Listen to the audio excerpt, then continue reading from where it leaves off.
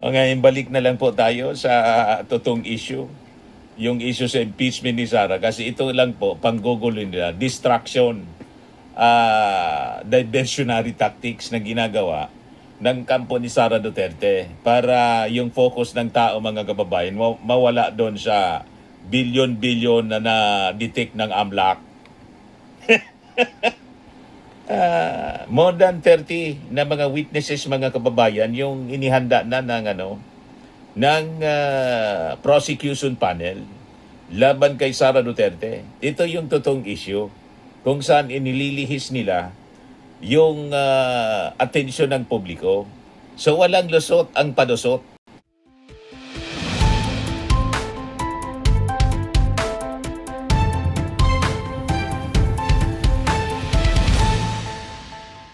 Hello po mga kababayan, si Dante Maravillas.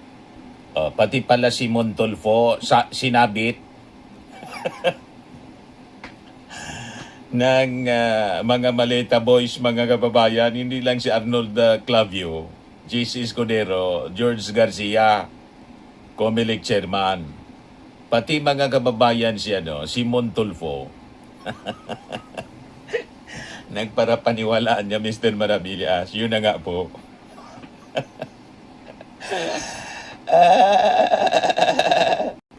Pati si Montolfo may maleta. Montolfo nabigyan na rin ng maleta, sabi ng isa sa 18 kargador. Nag-react na si Montolfo, pinagtawanan lang niya. Sabi niya, ha ha ha ha, sana totoo. Binukulan ako ni Joey D. Guzman kung ganoon. I'll confront Joey when I get home to Manila and ask him where the support na pera went. Hanapan ako ng balato ng mga kaibigan ko at pamilya ko niyan. Supot na puno ng milyon-milyon na pera. Paano magkakasya ang limpak-limpak na salapi sa isang supot? Bayong pa naman kung ganoon. Dadalhin sa loob ng restaurant na maraming tao kung saan kami nagkita ni Joey na dating PR man ni resigned ako Bicol Representative Saldico. Truth to tell, Joey and I meet regularly as we consult each other on the tricks of our trade.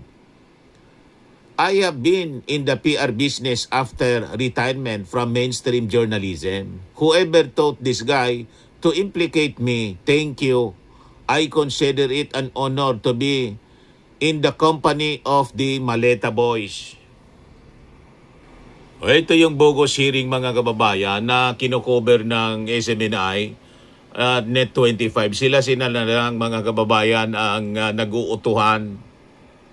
Sabi diyan, inulan ng suporta. Dagsa ang mga taga-suporta o pang personal na marinig ang mga bagong revelasyon mula sa mga dagdag na sundalong kasama ng Brave 18. Isiniwalat nila ang detalye kaugnay ng umano'y maleta delivery scheme na kinasangkutan ng ilang opisyal ng gobyerno. Ipuro man lang ito mga DDS vloggers, mga kababayan, na nag-cover ng bogus hearing.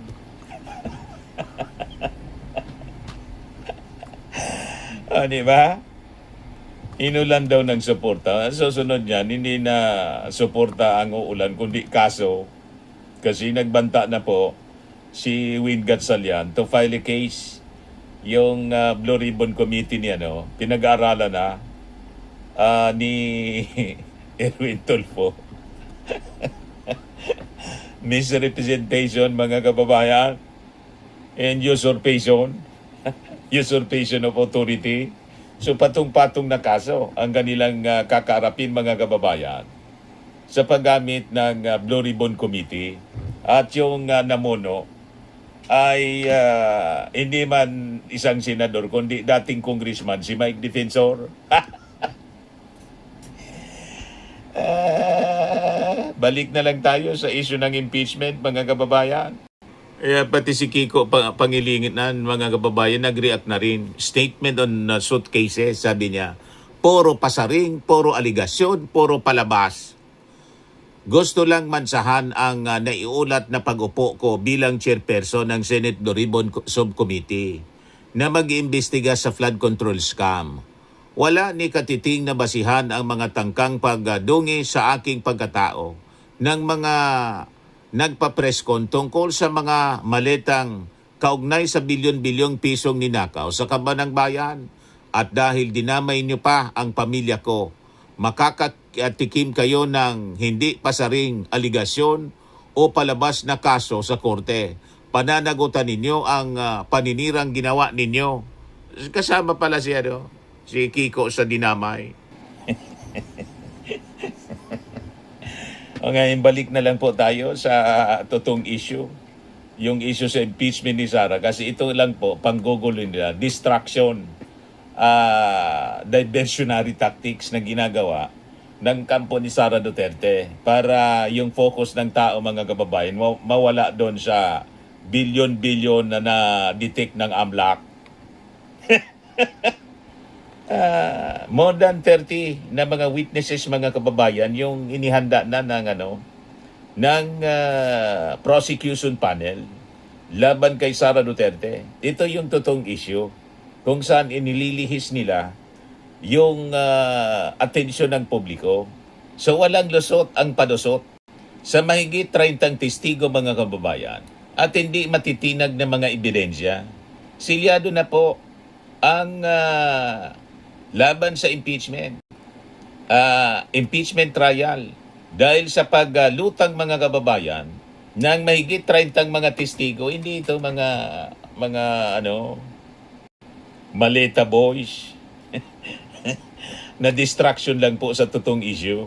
So sabi dito, mga kababayan, sa balita na nakaabot sa atin, higit 30 witnesses kinumpirma ni House Prosecutor, Lead Prosecutor Jinky Luistro, na lampas sa 30 mga testigo ang nakalista sa kanilang pre-trial na isinomite sa Senado noong Lunes, June 15, 2026. So sabi ni Luistro, it is more than 25. The witnesses are not only 25, it's not only 30, it's even more, sabi po niya. So sasalang, mga kababayan, sa matinding cross-examination ang mga mismong opisyal at kawani ng Office of the Vice President at sa kanang DepEd na pinamunuan noon ni Sara Duterte. Sila ay may direktang partisipasyon at kaalaman, mga kababayan, sa paglipat, pag-aproba at mabilisang paggasta ng daang milyong pisong confidential funds ni Sara Duterte na unang nai-report na nagastos lang in 11 days. Pero sa mga sumunod na testimony, doon sa affidavit ni Ramil Madriaga, less than 24 hours. 18 hours daw nga, to be exact. Di ba? So haharap din ang mga pirma at mga handwriting experts mula sa National Bureau of Investigation. Sila, mga kababayan, yung magpapatunay sa harap ng mga senator judges na ang mga sinumiting resibo mula sa Office of the Vice President, puro piki. Di ba? Ito yung mga kapanipaniwanang testimony kasi verified siya. Very itong kwentong maleta po. Sabi ni, puro pasaring. Sabi ni Kiko Pangilinan. Puro man lang pasaring po. Isasalang din, mga kababayan, ang mga kinatawan mula sa mga pribado at pampublikong bangko kung saan nalagak yung mga bank accounts ng pamilya Duterte. Ito yung mga credible witnesses, mga kababayan. Hindi kung sino-sinong bigla na lang dumitaw tulad ng mga malita boys. Nadagdagan pa niya, Mr. Maravillas. Sinabit si Arnold Clavio. Pati si Montol po sinabit, mga kababayan. At si George Garcia ng Comelec. So dito, mga kababayan, itong mga opisyal at personahe ng mga bangko, sila yung magpapatunay sa mga bilyong-bilyong transaksyon na tunay itong naganap at hindi gawa-gawa ng politika tulad nitong ginagawa nilang mga bogus committee hearing. Aniwala kayo dyan sa mga kwento nila. At nandiyan din ang mga analyst mula sa AMLAC, mga credible personalities po. So ara po yung mga financial intelligence analyst mula sa AMLAC para himayin yung 630 covered transaction reports at suspicious transactions na nakapangalan po kay Sara at sa kanyang asawang si Manscarpio. So nilinaw po ng prosecution na may mga sensitibong pangalan ng testigo na pansamantalang hindi muna isa sa publiko para protektahan sila mga kababayan laban sa banta at pananakot at harassment mula sa kampo ni Sara Duterte habang hindi pa nagsisimula yung mismong impeachment trial. Ngayon ang tanong, bakit walang reserba? Ipinaliwanag mga kababayan ni Luistro na napaka-higpit ng patakaran ng impeachment court kung sino anya yung nakapangalan lang doon sa pre-trial brief. Sila lang yung pwedeng magsalita doon sa trial.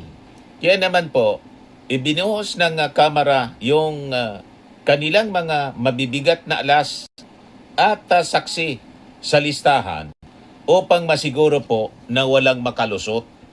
So, as we know, sa mga naunang pagdinig doon sa Kamara, nakita natin yung presentation ng 6.77 billion pesos na nakita sa mga bank transactions ni Sara at ng kanyang asawang si Manscarpio mula 2006 hanggang 2025.